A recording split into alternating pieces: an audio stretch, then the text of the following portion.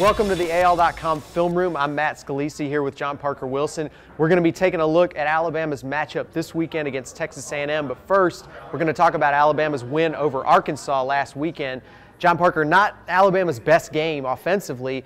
When you have a game like that where you know you didn't play your best, even though you came out on top with a victory, where does it put you mentally going into the week after that? So luckily we finished the fourth quarter strong. I think we struggled for 3 quarters to put any points on the board.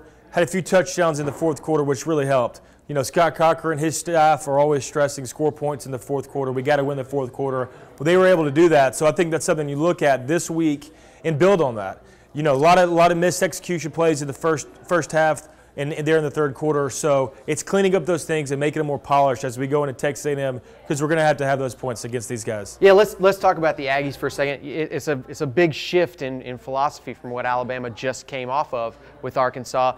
Does it put more pressure on you if you're the offense, if you're the quarterback, knowing this other team, they're probably going to put a lot more points up than Arkansas did? Definitely. It's a quick turnaround for the defense. They've got to go from playing the traditional power eye, 2 tight end set, to now we're spreading around. They're going to throw it all over the yard, be a lot of points scored. So on offense, you know you have to be extremely good, extremely paid attention to the details to get ready for them, because it's going to take all hands on deck to beat this A&M squad.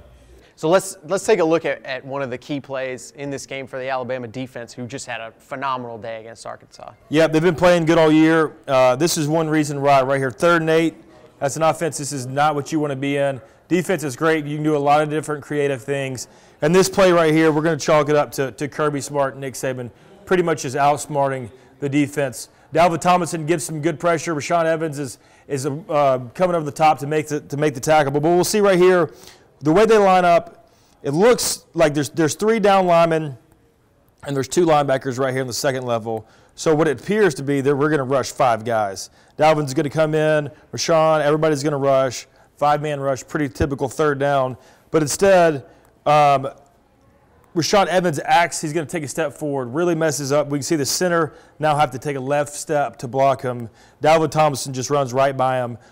When the guard's blocking his hip, and now we're asking a running back to come block one of our nose tackles. It's not good.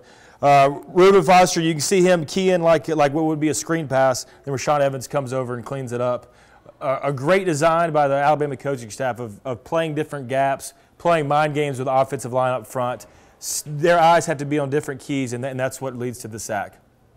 One of the few plays where Alabama's defense was beaten in this game by Arkansas's offense came after a turnover. So Alabama's defense, their back's against the wall already here, and they end up giving up a touchdown. Let's look at this play. Okay, this play we're going to start. It's 3rd and 2, inside the 5. So our big people are in the game. We have 2 running backs and 3 tight ends. We call those 23 personnel. So all of our big tight ends are up top. So therefore we have our big people in the game also. Our big defensive line, our big linebackers are in the game. And it's 3rd and 2, so we got big people in the game. And what do we expect right here? We expect a run from Arkansas. They do a great job. We've got a guard pull, and it looks like power. Everybody's blocking down.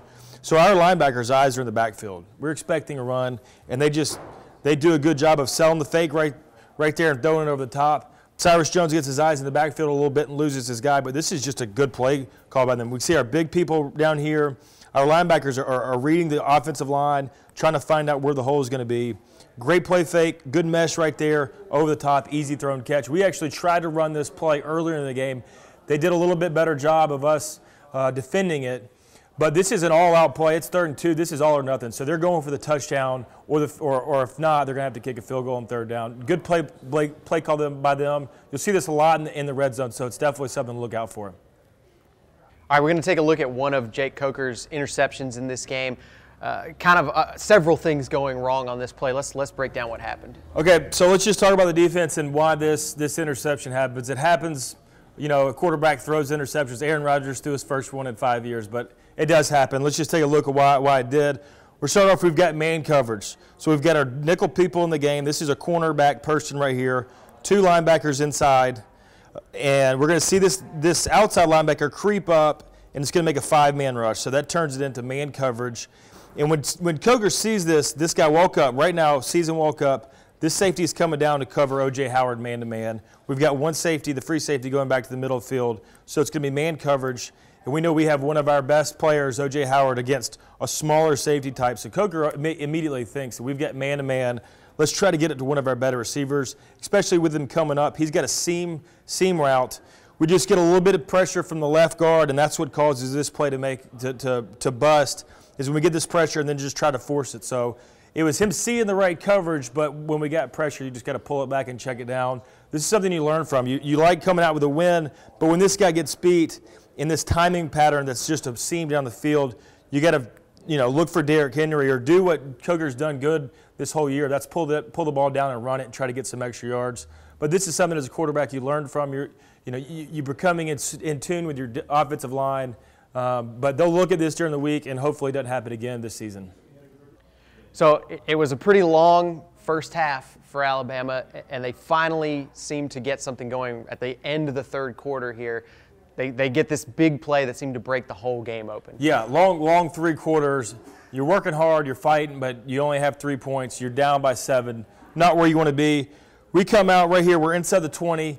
Derrick Henry's in the backfield. So a tendency of ours is hand the ball to Derrick Henry on the first down.